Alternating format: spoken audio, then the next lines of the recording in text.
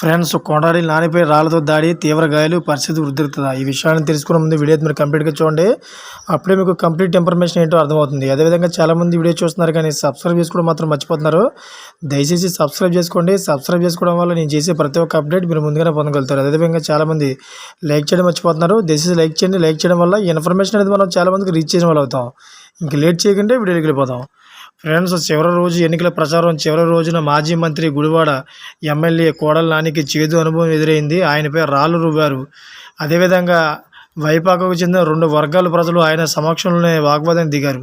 దీంతో కొడాలి నాని ప్రచార వాహనం దిగి వెళ్లిపోయారు. తన ప్రచారంలో భాగంగా శనివారం నాని కృష్ణా జిల్లా గుడ్లవల్లేరు మండలం అంగలూరు బస్టాండ్ సెంటర్కు చేరుకున్నారు. ఈ గ్రామంలో అధికార పార్టీకి 2 వర్గాలు ఉన్నాయి. అయితే అందులో ఒక వర్గానికి చెందిన త్రిపురనేని ప్రసాద్, మరికొందరిని నాని ముఖ్య అనుచరులైన పాలెటి చంటి, కసుకుర్తి బాబ్జీలు ఎమ్మెల్యే వాహనంపైకి ఎక్కించారు. అయితే మరో వర్గానికి చెందిన ఎస్సీ సర్పంచ్ మేడిపల్లి రవికుమార్, ఉప సర్పంచ్ త్రిపురనేని సురేష్, సొసైటీ అధ్యక్షుడు దుగ్గిరాల శేషు వర్గీయుల్ని విస్మరించారు. ప్రసాద్ వర్గీయులతో కలిసి నాని నూజిల్లా రహదారిలోని కొత్తపేట తదితర ప్రాంతాల్లో ప్రచారం చేసి బస్టాండ్ సెంటర్కు తిరిగి చేరుకున్నారు. ఈలోగా సర్పంచ్ రవి, శేషు వర్గీయులు పాలెటి చంటి బాబ్జీలతో వాగ్వాదానికి దిగారు. ఇంటింటికి తిరుగుతూ పార్టీ బలోపేతానికి కృషి చేస్తున్న తమను వదిలేసి ఏమి చేయని వారిని ఎమ్మెల్యే ప్రచార వాహనం ఎక్కించుకుని తిరుగుతారా అంటూ మండిపడ్డారు.